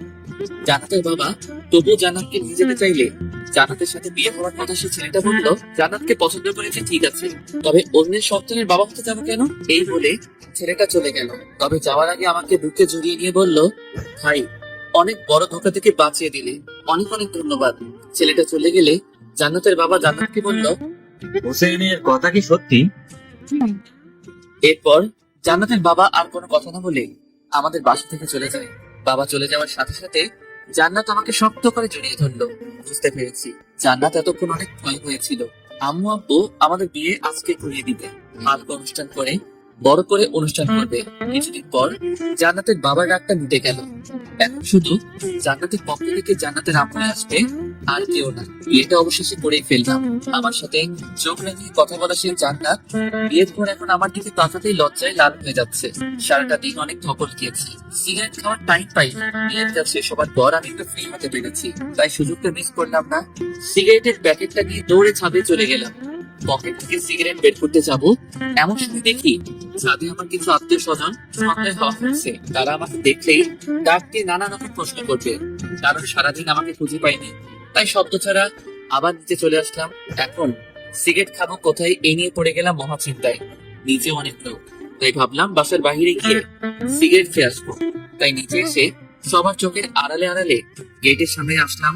চোখ বুঝে বাহিরের দিকে দৌড়ে লাগাবো, এমন সময় পেছন থেকে কে যেন আমার হাত টেনে ধরেছে। পেছন ফিরে দেখি পাশের বাসার বুড়া দাদা। আমি বললাম, কি হয়েছে দাদা, কিছু বলবেন? দাদা বুড়া মানুষ, তাই একটা কথা বলতে সময় নাই 3-4 মিনিট। এমনিতে সিগারেটের প্যারা, আবার কি আর জ্বালাতন রে বাবা। আমি আবারও বললাম, কি কিছু বলবেন? মেয়ে পছন্দ হয়েছে। প্রেম করে বিয়ে করেছি, জানো না? ও ও, প্রেম করে বিয়ে করেছো? আচ্ছা, এখন আমি আসি। আমি চলে যেতে চাইলে উনি আমার হাত আরো শক্ত করে চেপে ধরলো। কি যেন বলবে মনে হচ্ছে, কিন্তু ওনার একটা কথা বলতেই 2 মিনিট লাগে। 2 মিনিট পর দাদা আবার বলল, কোথায় যাও? একটু বাইরে যাচ্ছি। দাদা আমার হাত ছাড়ছেই না। তবে এখন আমি সিগারেট না খেয়ে থাকতেই পারছি না, তাই আমার আশেপাশে ঘুরতে থাকা কিছু আত্মীয় স্বজনকে ডাক দিলাম। তারা বলল, কি হুসাইন? দাদা বলছে যে ওনাকে নাকি ঠিক মতো কেউ আদর যত্ন করেনি। আমার একটু বাইরে কাজ আছে, আপনারা দাদাকে ঠিকঠাক ভাবে যত্ন আত্তি করে নিয়ে আসেন। কি দাদা, লজ্জা পাওয়ার কি আছে? আসেন আমাদের সাথে। এই বলে দাদাকে ওনারা নিয়ে গেল। যাক বাবা, বাঁচা গেল। এই ভেবে গেটের বাহিরে পা দিব, এমন সময় পেছন থেকে আপু বলল, কই যাস হুসাইন? এই তো একটু বাহির থেকে ঘুরে আসি। কোথাও যেতে হবে না, জান্নাত রুমে একা বসে আছি, রুমে আয়। কি আর করার, সিগারেটের অসমাপ্ত প্যারা নিয়ে রুমে প্রবেশ করলাম। রুমে গিয়ে দেখতে পেলাম জান্নাত বিছানাতে বসে আছে। আমাকে দেখেই বলে উঠলো, কই গিয়েছিলে? এই তো একটু বাহিরেই। কেন? এমনি। এমনি না, নিশ্চয়ই সিগারেট খেতে গিয়েছো। ও, বুঝে ফেলেছো তাহলে? হুম। আমি তখন চুপ করে বিছানায় বসলাম। জান্নাতের কানের কাছে মুখ নিয়ে বললাম, আচ্ছা শোনা, একটা সিগারেট খেতে পারি? এত সুন্দর করে যখন ডাক দিয়েছো, তাহলে এক কাজ করো, কি কাজ? জাস্ট একটা সিগারেট খাবে, তারপর গোসল করে আমার কাছে আসবে। কেন, সিগারেট খেলে গোসল করতে হয় নাকি? হবে, কারণ সিগারেটের গান আমার একদম সহ্য হয় না। কি আর করার, সিগারেট খেয়ে গোসল করে আসলাম। জান্নাত আমাকে চমকে দিয়ে বলে উঠলো, হুসাইন, আমার বাবু লাগবে। মানে? মানে আমরা বাবু নেব। বাসনা চুরি করলাম না, বাচ্চার কথা বলছো কেন? তাহলে তুমি বাবাকে যে বললে আমার গল্পে নাকি তোমার বাচ্চা, বলেছি, বিপদে পড়ে। তাহলে এখন আমি নিব, কারণ মা হওয়ার ইচ্ছা জেগেছে মনে। তুমি নিজেই তো বাচ্চা। এত কিছু জানি না, আমার লাগবে তো লাগবেই। বাসরাতে পাগড়িটার কথা শুনে খুব হাসি পাচ্ছিল। যাই হোক, বিয়ে যখন করেছি, বাসরাত তো করতেই হবে। আমি লাইটটা অফ করে জান্নাতের কাছে যেতেই জান্নাত আমাকে জড়িয়ে ধরলো। আমি জান্নাতের কপালে, গালে, ঠোঁটে কিস করতে থাকি। সেদিন জান্নাতের ঠোঁটটা নরম চকলেট ভেবে কামড় দিয়ে একটু ছিঁড়েই ফেলেছি। জান্নাত তো ব্যথায় চিৎকার করাতে বুঝতে পারলাম এটা কোনো চকলেট না, এটা জান্নাতের ঠোঁট। আরো অনেক কিছুই হলো, হাজবেন্ড ওয়াইফের মাঝে যা হয় আর কি। অনেক রাত পর্যন্ত গল্প করে শেষ রাতের দিকে ঘুমিয়ে পড়ি। সকালে ঘুম থেকে উঠে দেখি জান্নাত পাশে নেই। এত সকাল সকাল কই যাবে? ঠিক তখনই আমার ফোনে একটা ফোন আসলো। রিসিভ করতেই ওপাশ থেকে বলে উঠলো, কি মিস্টার হুসেন, ঘুম কেমন হলো? জান্নাতকে খুঁজে পাচ্ছ না তো, তাই না? জান্নাতকে আর পাবেও না। বড় ঝড় আসার আগ মুহূর্তে কিন্তু সবকিছু ঠান্ডা হয়েছে। কাল তোমাদের বাসা থেকে ঠান্ডা ভাবে চলে এসেছে আজকের এই দিনটার জন্য। হা হা হা, তুমি আমাকে চিনো না হুসেন। যাই হোক, পারলে জান্নাতকে খুঁজে নিও। Goodbye, see you. তার মানে এটা জান্নাতের আপু। এই বলে ফোনটা রেখে দিল, আমাকে কথা বলার কোনো সুযোগই দিল না। বিয়ের পর দিন ও গায়ে, বিষয়টা ভেবেই কেমন যেন শরীরের লোমগুলো দাঁড়িয়ে যাচ্ছে। আমি দৌড়েই নিচে গেলাম, আম্মুকে বললাম, আম্মু, জান্নাত কোথায়? জান্নাত তোর বাবার সাথে বাইরে গেছে। ও মা, যেতে দিলে কেন? জান্নাতের বাবা তো আজকে ঠান্ডা ভাবে বললো যে বিয়ে তো হয়েই গেছে। যাই হোক, এখন আর আমার কোনো রাগ নাই। তবে জান্নাতের দাদু অনেক অসুস্থ, তাই জান্নাতকে কিছুক্ষণের জন্য তাদের বাসায় নিয়ে যাবে। সমস্যা নেই, কিছুক্ষণ পর আবার দিয়ে যাবে। আমাকে না বলে কেন গেল? জান্নাত তোর সাথে দেখা করার জন্য বারবার উপরে আসতে চাইছিল, তবে জান্নাতের বাবা বলল হুসাইন তো এখনো ঘুমোচ্ছে, ঘুম ভাঙার আগেই জান্নাতকে দিয়ে যাবে। আমি মাথায় হাত দিয়ে ফ্লোরে বসে পড়লাম। এত বড় প্রতারণা আমার সাথে হবে স্বপ্নেও কখনো ভাবিনি। চিন্তা করিস না, একটু পরেই দিয়ে যাবে। আর কখনো দিয়ে যাবে না, একেবারে নিয়ে গিয়েছে। কি বলিস এগুলা? আমি আর কিছু ভাবতে পারছি না। আম্মু চুপ হয়ে গিয়েছে। বাইকটা বের করলাম, সাথে অনেক কিছু নিয়ে গেলাম, হকি স্টিক, সাথে আরো কিছু জিনিস যে গুলার নাম বলা যাবে না। বেরিয়ে পড়লাম জান্নাতের বাসার উদ্দেশ্য নিয়ে। আর জান্নাতকে নিয়ে আসার সময় যে আমাকে বাধা দিবে, সোজা কথায় তাকে লাশ করে ফেলবো, সে জান্নাতের বাবা হোক বা অন্য কেউ। কারণ এত কাহিনী আর ভালো লাগছে না। জান্নাতের বাসায় এসে দেখি দরজাতে তালা ঝোলানো। আমি জান্নাতের বাবাকে ফোন দিলাম। ফোন দিতেই রিসিভ করে হ্যালো বলল। কই তুই? তোদের বাসায় তালা ঝুলানো কেন? কি সুন্দরী মেয়ে জন্ম দিছ বলে এত ভাব? এখন শুধু তোর সুন্দরী মেয়ে না, জান্নাত এখন আমার সুন্দরী বউ। জান্নাতের বাবা নিশ্চুপ। আবার আমি বললাম, কত বড় কলিজা থাকলে আমার কাছ থেকে বিয়ের পর দিন জান্নাতকে নিয়ে চলে গেলি? সাহস থাকলে সামনে আয়, আমি তোদের বাসার সামনে। বাবা, আমি এক গ্লাস পানি খেয়ে এসে কথা বলি। আচ্ছা বাবা, শ্বশুরের সাথে কেউ এমন আচরণ করে? তাহলে কেমন আচরণ করব? সম্মান দিয়ে কথা বলবো, তাই না? তাছাড়া কি? আমি বয়স দেখে সম্মান দেই না, চরিত্র দেখে সম্মান দেই। বিয়ের পর জান্নাতকে আমার কাছ থেকে আলাদা করে এখন সম্মান ভিক্ষা চাওয়া হচ্ছে। জামাই আমার পুরাই আগুন। ভালোভাবে বলছি, জান্নাত এখন কই আছে? ঠিকানাটা দেন, আমি কি নিয়ে আসছি। বলবো না, যা করার করো। ওকে। এই বলে ফোনটা রেখে দিলাম। কি করব বুঝতে না পেরে রাগের মাথায় বাইক থেকে কফি স্টিকটা বের করে জান্নাতের বাসার জানালার গ্লাসগুলো ভাঙতে শুরু করে দিলাম। সেখান থেকে একটা কাঁচের টুকরো আমার হাতে ঢুকে যায়, সাথে সাথে অনেক রক্ত বের হতে শুরু করে দেয়। এই অবস্থায় বাইক চালাতে পারবো না, তাই এক ফ্রেন্ডকে ফোন দিলাম। এরপর ও আমাকে হসপিটালে নিয়ে গিয়ে হাতের ভিতর থেকে কাঁচের টুকরো বের করে, আরো ট্রিটমেন্ট করে। অনেক হয়েছে, এবার চল তোকে বাসায় নামিয়ে দিয়ে আসি। জান্নাতকে না নিয়ে আমি বাসায় যেতে পারবো না। তাহলে এখন কি করবি? আচ্ছা, ওই টাকলার বাচ্চা মানে জান্নাতের বাবা কোথায় চাকরি করে জানিস? চিনি তো। চল তাহলে ওনার অফিসে গিয়ে খোঁজ নেই, যদি কোনো তথ্য পাওয়া যায়। তো যেই কথা সেই কাজ, ও আর আমি মিলে চলে গেলাম। জান্নাতের বাবার অফিসের থেকে কোনো তথ্যই পেলাম না। তারা জানায় উনি নাকি 2 দিন হলো অফিসে আসছেন না। কি আর করার, এক আকাশ পরিমাণ ডিপ্রেশন মাথায় নিয়ে বাসায় ফিরলাম। বাসায় ঢুকতেই আমার চোখ কপালে উঠে গেল, কেননা দরজাতে নক করতেই জান্নাত দরজা খুলে দিল। আমি তো পুরো অবাক, এক দৃষ্টিতে জান্নাতের দিকে তাকিয়ে রইলাম। ভিতরে আসো। আমি ভিতরে যেতেই দেখি ও মা, জান্নাতের বাবা মা সহ জান্নাতের আরো কিছু কাজিন আমাদের বাসায় আমারই রুমে বসে আড্ডা দিচ্ছে। অথচ জান্নাতকে আমি সারা শহর খুঁজে বেড়াচ্ছি। আমাকে দেখেই আম্মু বলে উঠলো, বলছিলাম না জান্নাতকে একটু পরেই দিয়ে যাবে। আমি কিছু বললাম না, কারণ রাগের মাথায় জান্নাতের বাবার সাথে অনেক খারাপ আচরণ করে ফেলেছি। খারাপ ভাষায় গালিগালাজও করেছি। ভেবেছিলাম জান্নাতের বাবা হয়তো শয়তান টাইপের মানুষ, তবে এখন বুঝতে পারলাম উনিও আমার বাবার মতোই সহজ সরল। এখন জান্নাতের বাবার কাছে ক্ষমা চাইতে হবে, কিন্তু কিভাবে সেটা বুঝতেছি না। কেউ কিছু বোঝার আগেই আমি জান্নাতের বাবার কাছে গিয়ে মাথাটা নিজের দিকে ঝুঁকিয়ে বললাম, আমার ভুল হয়েছে, আপনি মজা করেছেন আর আমি এটা সত্যি ভেবেছি। কারণ হলো আমাদের বিয়েটা আপনার ইচ্ছার বিরুদ্ধে হয়েছে, তাই ভেবেছি সত্যি সত্যি আপনি জান্নাতকে নিয়ে গিয়েছেন। বিয়ের পরদিন এমন কিছু হবে কল্পনাও করতে পারিনি, তাই রাগের মাথায় আপনাকে অনেক কথা শুনিয়েছি। প্লিজ আমাকে আপনার ছেলে ভেবে মাফ করে দেন। জান্নাতের বাবা তখন উঠে দাঁড়িয়ে আমার কাঁধে হাত রেখে বলল, তোমার কোনো ভুল হয়নি, ভুল তো আমার হয়েছে। জান্নাতের কথায় কাজ করে। জান্নাতকে ওর দাদু দেখতে চেয়েছিল বলে বাসায় নিয়ে এসেছে।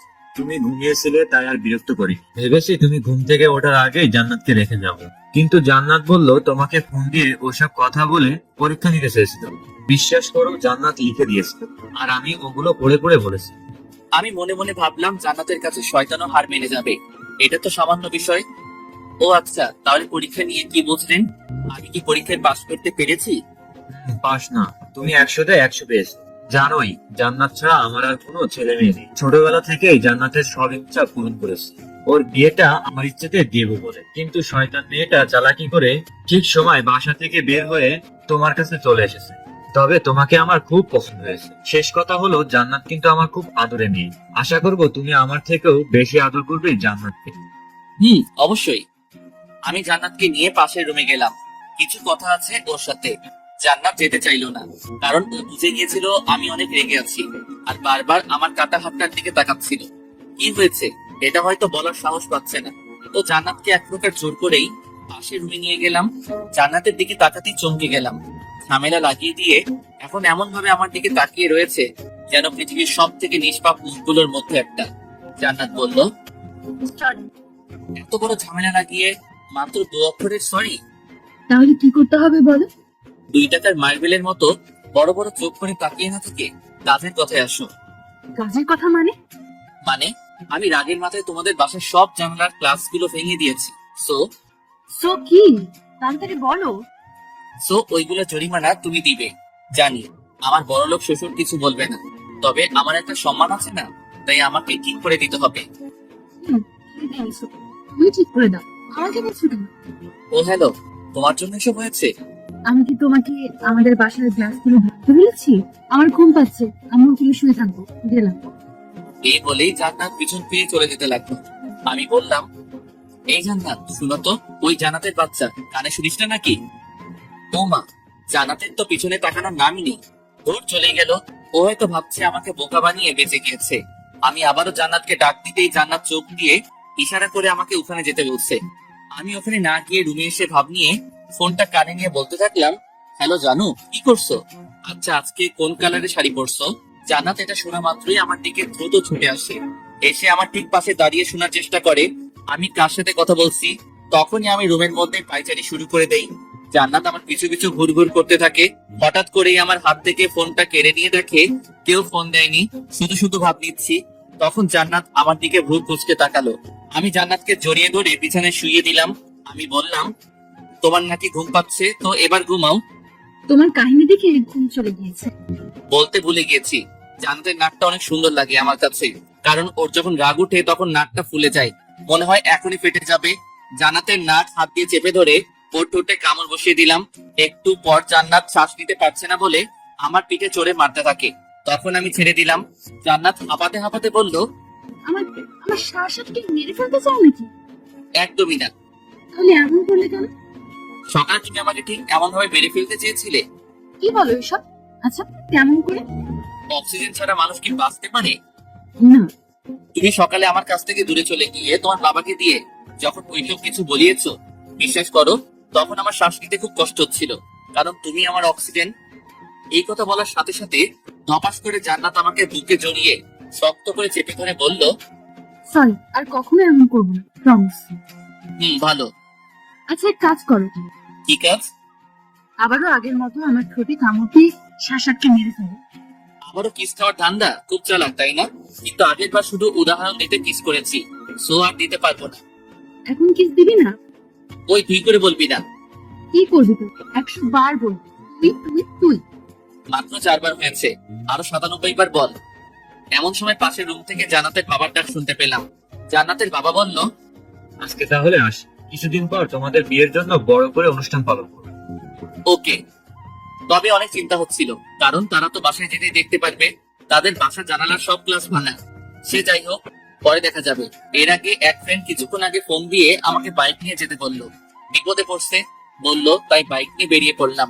ফ্রেন্ড তৌফিকের কাছে যেতেই তৌফিক বলল আজকে নাকি ওর জিএফ এর বার্থডে, তাই আমাকে সাথে নিয়ে জিএফ এর সাথে দেখা করতে যাবে। আমি আর তৌফিক গেলাম। যেতেই দেখতে পেলাম তৌফিকের জিএফ সহ আরো অনেক মেয়ের উপস্থিতি। আমি তৌফিককে বললাম, কি দেখা কর, আমি এখানেই বাইকে বসে থাকি। কিন্তু তৌফিক আমাকে নিয়ে গেল।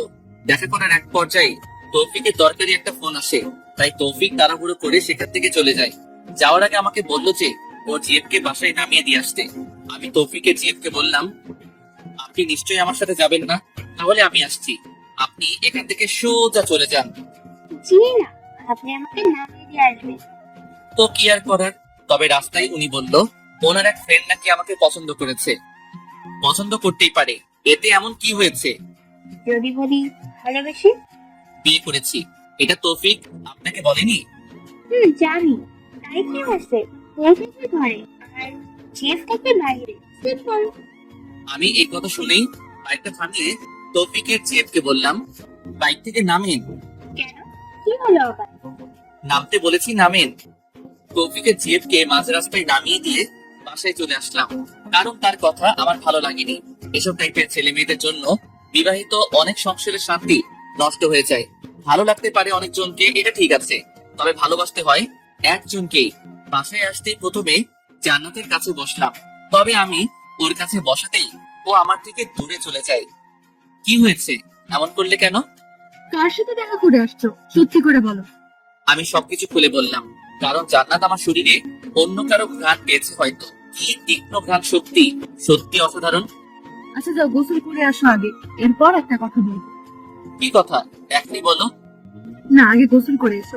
তোমার শরীরের মধ্যে অন্য মেয়েদের পারফিউমের ঘ্রাণ বের হচ্ছে, যেটা আমার সহ্য হচ্ছে না। এখন বেশি বুঝলে লাথি মেরে বিছানা থেকে ফেলে দেবো। একে তো মেয়ের সাথে দেখা করে আসছো, আবার আমার মুখে মুখে কথা। যাও গোসল করে আসো। আমি আর কিছু বললাম না, চুপচাপ গোসলে চলে গেলাম। বলতে পারেন জান্নাতের কথায় কিছুটা ভয় পেয়েছি। জান্নাত মেয়ে হলে কি হবে, ওর কিল ঘুষি লাথির যে একটা হিট আমি আগে ফ্রেন্ড থাকাকালীন খেয়েছি, এখনো মনে পড়ে সেই কথা। তাই আর কথা না বাড়িয়ে গোসলে চলে গেলাম। গোসল করে বের হতেই দেখি জান্নাত আমার জন্য তোয়ালে নিয়ে দাঁড়িয়ে রয়েছে।